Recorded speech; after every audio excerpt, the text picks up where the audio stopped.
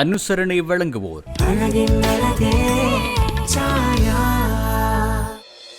தொடர்ச்சியாக பத்திரிகைகளின் ஒரு பார்வை. யாழ்குடா நாட்டிலிருந்து வெளிவரக்கூடிய 4 பத்திரிகைகளின் செய்திகளின் ஒரு மேற்பார்வையோடு இணைந்திருக்கலாம். முதலில் ஈழநாட்டு பத்திரிகையின் இன்றைய பிரதான செய்தியாக, உள்ளூராட்சி தேர்தலுக்கான பழைய வேட்புமனுக்கள் ரத்து, புதிதாக மீண்டும் கோருவதற்கு அனைத்து கட்சிகளும் கூட்டத்தில் முடிவு. உள்ளூராட்சி சபை தேர்தலுக்காக முன்னர் தாக்கல் செய்யப்பட்ட வேட்புமனுக்கள் ரத்து செய்யப்பட உள்ளதாக இலங்கை தமிழரசு கட்சியின் பாராளுமன்ற உறுப்பினர் சிவஞானம் ஸ்ரீதரன் தெரிவித்துள்ளார் என்றவாறு இந்த பிரதான செய்தி காணப்படுகின்றது. தொடர்ச்சியாக ஈழநாட்டு பத்திரிகையின் முற்பக்க செய்திகளாக, யாழ் மாவட்ட ஒருங்கிணைப்பு குழு தலைவராக சந்திரசேகர், இலங்கையில் புதிய திட்டங்கள் களநிலையை ஆராயும் ஜப்பான், அனர்த்தங்களால் 16 பேர் உயிரிழப்பு, 4,65,746 பேர் பாதிப்பு என்றவாறு செய்திகள் இங்கே பிரசுரிக்கப்பட்டுள்ளது. மாவீரர் தின பிரச்சாரம், மூவர் போலீசாரால் கைது, இறந்த உறவுகளை நினைவு கூறும் உரிமை அனைவருக்குமே உண்டு கூறுகிறார் ஐக்கிய தேசிய கட்சி. விடுதலை புலிகளை நினைவு கூற முடியாது, நவீன் திசாநாயக்க காட்டும் என்றவாறு கட்டமிடப்பட்ட செய்திகளும் இங்கே பிரசுரிக்கப்பட்டுள்ளது. வெளிநாடுகளில் உள்ள பழைய மாணவர் சங்கங்கள் அனுப்பும் நிதி லஞ்சம் ஊழலை வளர்த்து விடுகின்றது, வடக்கு மாகாண ஆளுநர் வேதநாயகன் சுட்டிக்காட்டு. யாழ் பாடசாலைகள் சில நேரடியாக வெளிநாடுகளில் இருந்து பழைய மாணவர் சங்கங்களூடாக நிதியை பெறுகின்றார்கள், அதனால் அவை எவ்வாறு செலவிடப்படுகின்றது என்ற பொறுப்பு கூறல் எதுவும் அங்கில்லை. இது ஊழலுக்கே இட்டு செல்லும் என ஆளுநர் வேதநாயகன் ஆளுநர் செயலகத்தில் இடம்பெற்ற சந்திப்பில் தெரிவித்துள்ளார் என்றவாறு இந்த செய்தி காணப்படுகின்றது. தொடர்ச்சியாக ஈழநாட்டு பத்திரிகையின் உட்பக்க செய்திகளை பார்க்கலாம். தொழில் முனைவோருக்கு ஊக்குவிப்பு தொடர்ச்சியாக வழங்கப்பட வேண்டும், வடக்கு மாகாண ஆளுநர் தெரிவிப்பு. கட்டமிடப்பட்ட செய்திகளாக, வவுனியாவில் யானை தாக்கி கடற்படை அதிகாரி மரணம், சாவகச்சேரியில் பூசகரை தாக்கி நகை பணம் பறித்து கும்பல் கைது, பெண் உட்பட 3 சிக்கினர். திருமறை கலாமன்றம் தினமும் வைர விழா ஆண்டின் ஆரம்பமும் என்றவாறு கட்டமிடப்பட்ட செய்திகள் இங்கே பிரசுரிக்கப்பட்டுள்ளது. வெள்ள அழிவுகளுக்கு மத்தியில் யானைகளாலும் பெரும் சேதம், முல்லைத்தீவு விவசாயிகளின் வேதனை, இடைத்தங்கல் முகாம்களில் இருந்து வீடு திரும்பிய வவுனியா மக்கள். சர்வதேச சதுரங்க போட்டி யாழ்ப்பாணத்தில் ஆரம்பம். இலங்கை சதுரங்க சம்மேளனம் மற்றும் ஆசிய சதுரங்க சம்மேளனம் ஆகியவற்றின் ஆதரவுடன் யாழ் மாவட்ட சதுரங்க சம்மேளனம் நடாத்தும் யாழ்ப்பாண சர்வதேச சதுரங்க போட்டி 2024 நேற்று ஆரம்பமாகியது. குறித்த போட்டி எதிர்வரும் டிசம்பர் 4ஆம் தேதி வரை யாழ்ப்பாணம் கொக்குவிலில் இடம்பெறுகின்றது. இப்போட்டி சுமார் 750க்கும் மேற்பட்ட சதுரங்க வீரர்கள் பங்கு பெற்றுகின்றனர். இவர்கள் இந்தியா, பிரித்தானியா மற்றும் இலங்கையின் சகல மாவட்டங்களிலும் இருந்து கலந்துள்ளனர்கள் என்றவாறு இந்த செய்தி காணப்படுகின்றது. யாழ், வவுனியா மாவட்டங்களில் காற்றின் தரம் குறைவடையலாம், சுற்றாடல் அதிகார சபை எச்சரிக்கை. பெங்கால் புயல் தாக்கத்தால் யாழ்ப்பாணம், வவுனியா, முல்லைத்தீவு, திருகோணமலை, மட்டக்களப்பு மாவட்டங்களில் காற்றின் தரம் குறைவடையலாம் என்று மத்திய சுற்றாடல் அதிகார சபை எச்சரிக்கை விடுத்துள்ளது. 6 கோடி ரூபாய் சொத்துக்களை கொள்ளையடித்த 9 பேர் கைது. கடும் மழை வெள்ளப்பெருக்கால் புத்தளத்தில் 30,598 பேர் பாதிப்பு என்ற புகைப்படம் தாங்கிய செய்தியோடு, கடத்தலில் ஈடுபடும் எம்பிக்கள் பதவிகளை பறிக்க வேண்டும், சட்டம் கொண்டுவர சபாநாயகரிடம் உதுமால் எம்பி வேண்டுகோள் என்றவாறு இந்த செய்தி காணப்படுகின்றது. கட்டமிடப்பட்ட செய்திகளாக, 2 மாத சம்பளத்தை முற்பணமாக வழங்குங்கள், ஜனாதிபதியிடம் அவசர கோரிக்கை. வெள்ளத்தால் பாதிக்கப்பட்ட அரசாங்க உத்தியோகத்தர்களுக்கு 2 மாத சம்பளத்தை முற்பணமாக வழங்குமாறு தபால் திணைக்கள உத்தியோகத்தர் சங்கத்தால் ஜனாதிபதி அனுரகுமார திசாநாயக்கவிடம் கோரிக்கை விடுத்துள்ளதாக இந்த செய்தி காணப்படுகிறது. அரிசி இறக்குமதிக்கு விலை மனு கோரிக்கை. ஏனைய ஆசிய நாடுகளை விட இலங்கை அரசு துறை பெரியது என்றவாறு செய்திகள் காணப்படுகின்றது. மாணவர்களின் உயிரிழப்புக்கு முப்படையினர்தான் காரணம், ஆளுநரிடம் எடுத்துரைத்த ஹக்கீம். காரைதீவு மாவடிப்பள்ளி பாலத்தில் உளவியந்திரம் வெள்ளத்துக்குள் கவிழ்ந்து விபத்துக்குள்ளானதில் அரபு கல்லூரி மாணவர்கள் உட்பட 8 பேர் உயிரிழந்துள்ள துயர சம்பவமானது போலீஸ் மற்றும் முப்படையினரின் அவதான குறைவினாலே நிகழ்ந்தது.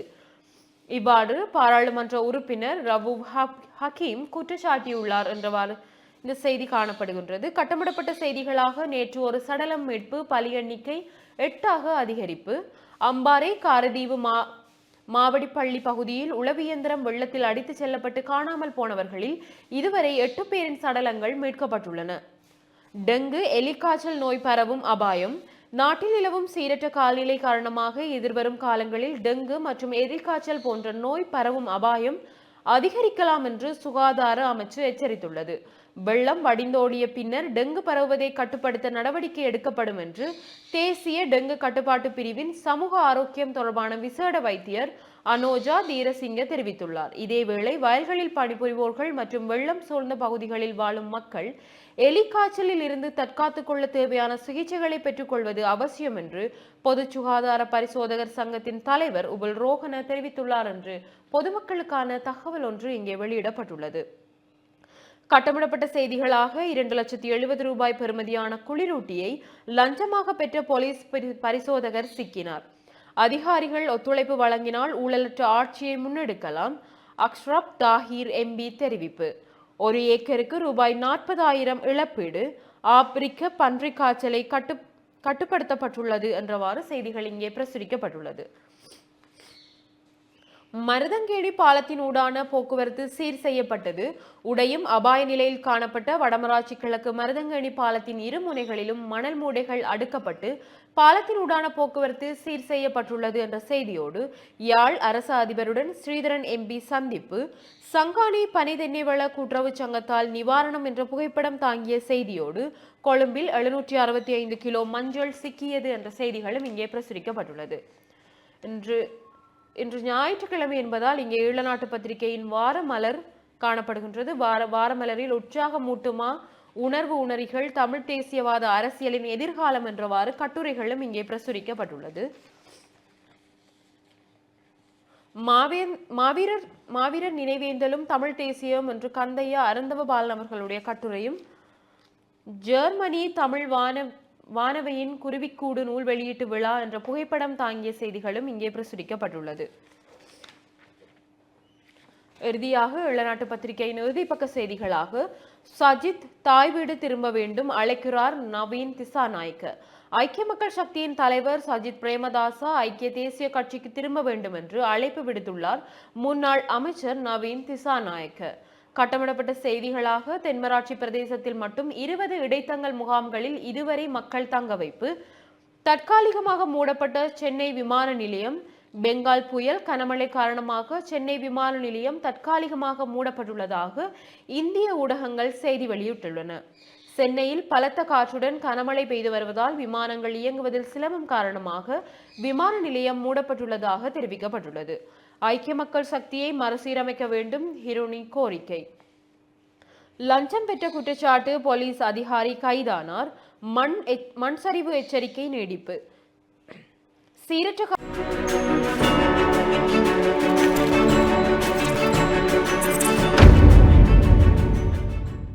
அனுசரணை வழங்கிக் கொண்டிருப்போர் எண்ணெய் அனைத்தையும் சுலபமாக நீக்குகிறது. Star dish wash magic top.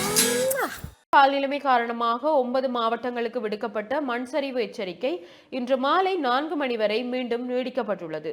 Badulla, கண்டி, கேகாலை, மாத்தளை மற்றும் நுவரெலியா மாவட்டங்களுக்கு 2ஆம் நிலை அபாயத்தை வழங்க தேசிய கட்டட ஆராய்ச்சி நிறுவனம் நடவடிக்கை மேற்கொண்டது. இது தவிர கொழும்பு, கம்பஹா, குருநாகல் மற்றும் ரத்னபுரி மாவட்டங்களில் மண் சரிவு அபாயம் உள்ள பகுதிகளுக்கு மண் சரிவு எச்சரிக்கை விடுக்கப்பட்டுள்ளது. கொடுக்குழாய் இயக்கச்சி வீதி தற்காலிகமாக புனரமைப்பு. வடமராட்சி கிழக்கு கொடுக்குழாய் இயக்கச்சி அபாய வெளி வீதியின் ஒரு பகுதி பருத்தித்துறை பிரதேச சபையால் தற்காலிகமாக புனரமைக்கப்பட்டுள்ளது. ஆழியவளையில் இருந்து இயக்கச்சி செல்கின்ற அபாய வெளியேற்ற வீதி மழை வெள்ளம் காரணமாக கடுமையாக சேதமடைந்திருந்த நிலையில் அதனை புனரமைக்கும் பணியில் நேற்று முன்தினம் பருத்தித்துறை பிரதேச சபையினர் ஈடுபட்டனர்.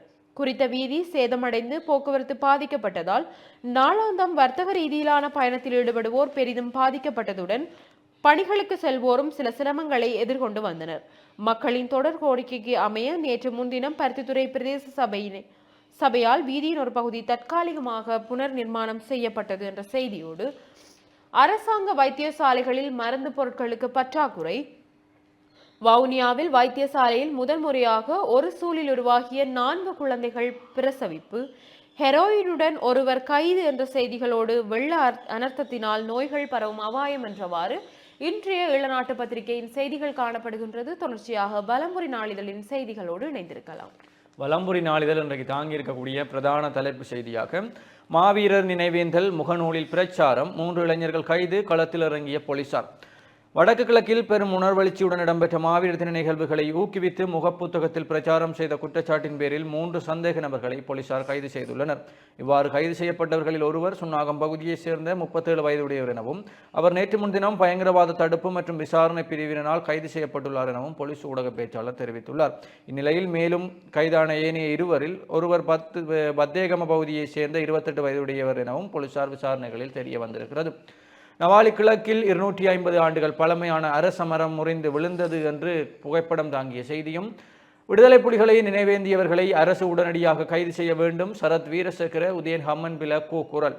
தமிழீழ விடுதலை புலிகளின் தலைவர் வேலுப்பிள்ளை பிரபாகரனின் பிறந்த நாளை கொண்டாடியவர்களையும் மாவீரர் தின நினைவேந்தல் நாள்களை பொது வழிகளிலும் சமூக ஊடகங்களிலும் பிரச்சாரம் செய்தவர்களையும் கைது செய்யுமாறு அனுர அரசாங்கத்திடம் முன்னாள் பாராளுமன்ற உறுப்பினர்களான சரத் வீரசேகர மற்றும் உதயன் ஹம்மன்பில ஆகியோர் வலியுறுத்தி இருக்கிறார்கள். குளிருக்காக தீமூட்டியவர் தீயில் எரிந்து மரணம், முல்லைத்தீவில் சம்பவம் என்ற செய்தியும், கல்லுண்டாயில் காணி கச்சேரி யாழ் மாவட்ட பிரதி அரசாங்க அதிபர் வெள்ளத்தால் பாதிக்கப்பட்ட மக்களுக்கு உறுதி என்ற செய்தியும், காட்டு யானை தாக்கியதில் கடற்படை அதிகாரி மரணம், உள்ளூராட்சி வேட்பாளர்களுக்கு கோரப்பட்ட வேட்புமனுக்களை ரத்து செய்ய முடிவு, கட்சித் தலைவர்களிடம் சமரசம் என்ற செய்தியும் வலம்புரி நாளுடைய முற்பக்க செய்திகளாக இருக்கிறது. தொடர்ச்சியாக உட்பக்க செய்திகளாக நெருக்கமானவர்களுக்கு உயர் பதவி, அரசாங்கத்தின் மீது குற்றச்சாட்டு என்ற செய்தியும், மாவீரர் நாளுக்கு அனுமதிப்பதுதான் நல்லிணக்கணமா, கொக்கரிக்கும் பிமல், வடக்கு கிழக்கில் நினைவேந்தல் நிகழ்வு என்ற பெயரில் மரணித்த விடுதலை புலிகளை தமிழ் மக்கள் பகிரங்கமாக நினைவு கூறுகின்றார்கள். எனவே அங்கு இனிமேல் எந்தவொரு நினைவேந்தல் நிகழ்வுக்கும் அன்னூர் அரசு அனுமதி வழங்கக்கூடாது என்று அந்த செய்தி தொடர்ந்து செல்கிறது. மழை வெள்ளத்தால் தொற்று நோய்கள் பரவும் அபாயம், சுகாதாரத்துறை எச்சரிக்கை. நாட்டில் தொடர்ந்து பெய்து வரும் கனமழை காரணமாக வைரஸ் காய்ச்சல் உட்பட்ட தொற்று நோய்கள் பரவும் அபாயம் உள்ளதாக சுகாதாரத்துறை அதிகாரிகள் எச்சரிக்கை விடுத்திருக்கிறார்கள். லாப்ஸ் எரிவாயு தட்டுப்பாடு விரைவில் நிவர்த்தி செய்யப்படும் என்ற செய்தியும் தொடர்ச்சியாக வலம்புரி நாளில் உட்பக்க செய்திகளுக்குள் சங்குநாதம் இன்றைக்கு நாம் இயற்கையை சீண்டினால் என்ற தலைப்போடு புலர்ந்திருக்கிறது. இயற்கை அனர்த்தம் தொடர்பில் நம்மிடம் சரியான வழிமுறைகளோ மக்களுக்கு விழிப்புணர்வுகளை வழங்கும் நடவடிக்கைகளோ இல்லை என்பது கவலைக்குரிய விடயம் என்று சங்குநாதம் புலர்ந்திருக்கிறது. தொடர்ச்சியாக வலம்புரி நாளிதழுடைய ஆசிரியர் தலையங்கமாக இன்றைய தினத்திலே இயற்கை அனர்த்தங்களில் இருந்து நாங்கள் கற்றுக்கொள்ள வேண்டிய ரீதியிலே 8 திக்கெல்லாம் சென்று வாரீர், வெள்ளம் அடைபட்ட இடத்தை கண்டுகொள்வீர் என்ற ஆசிரியர் தலையங்கம் காணப்படுகிறது. தொடர்ச்சியாக வடக்கில் சிறிய மற்றும் நடுத்தர தொழில் முனைவோருக்கான ஊக்குவிப்பு வழங்கப்பட வேண்டும், வடக்கு ஆளுநர் நா. வேதநாயகன் என்ற செய்தியும், அனுர தலைமையிலான அரசுக்கு ஆதரவு வழங்க தயார், சாணக்கியன் எம்பி தெரிவிப்பு என்ற செய்தியும், ரூபாய் 6 கோடி பெறுமதியான சொத்து கொள்ளை, தேரர் உட்பட்ட 9 பேர் கைது என்ற செய்தியும் காணப்படுகிறது. இறுதியாக வலம்புரி நாளிதழுடைய இறுதி பக்க செய்திகளாக உளவு இயந்திர விபத்தில் உயிர் தப்பிய இளைஞன் வெளியிட்ட விபரம் என்ற செய்தியும், அம்பாறை காரதீவு பகுதியில் உளவு இயந்திரம் வெள்ள நீரில் கவிழ்ந்ததில் விபத்துக்குள்ளானதால் நீரில் மூழ்கி காணாமல் போன மற்றொரு பாடசாலை மாணவனின் சடலம் கண்டெடுக்கப்பட்டுள்ளது. இந்த நிலையில் அங்கே அந்த விபத்திலே தப்பியிருக்கக்கூடிய இளைஞன் வெளியிட்ட செய்தியும் இங்கே வெளியாகி இருக்கிறது. சுமார் 40 லட்சம் பெறுமதியான மஞ்சள் கொழும்பில் மீட்பு என்ற செய்தியும் வலம்புரி நாளிலே புலர்ந்திருக்கிறது. இதுதான் இன்றைக்கு இந்த பத்திரிகைகள் தாங்கியிருக்கக்கூடிய செய்திகளாக இருக்கிறது.